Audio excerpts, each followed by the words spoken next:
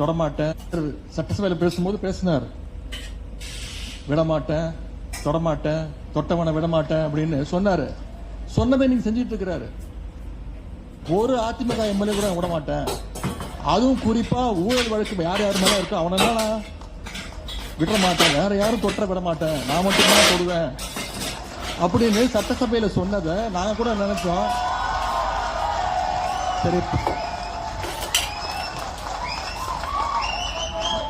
சரி punch dialogue தான் பேசுறாரு. எங்களுக்கு சில நேரம் டவுட் ஆயிடுது, நாம சட்டசபைக்கு தான் வந்திருக்கோமா இல்ல ஏதாவது தியேட்டர்ல ஃபர்ஸ்ட் டே ஃபர்ஸ்ட் ஷோ படம் பார்க்க வந்திருக்கோமா? அந்த நிலைமையெல்லாம் இன்னைக்கு சட்டசபை நடந்துகிட்டு இருக்கு. அன்னைக்கு முதலமைச்சர் சொன்னதை இன்னைக்கு செஞ்சு காட்டிட்டு இருக்கிறாரு. முதலமைச்சர் தொட்டனால தானே எல்லாம் அங்கங்க ஓடி போயிட்டீங்க பயந்து. தலைமறைவு, ஹாஸ்பிட்டல் அட்மிட்டு, வெளிநாட்டுக்கு ஓட்டம். தொட்டனால தானே. தொடாமல் இருந்தா இங்கேயே இருந்திருப்பீங்கல்ல.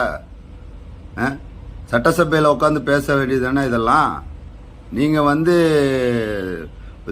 உதயநிதி மிஸ்டர் உதயநிதி, நீங்கள் சட்டசபையில் உட்காந்து பேசுறதுக்கு தைரியம் இல்லாமல் அப்பப்போ எந்திரிச்சு ஓடிடுறீங்க.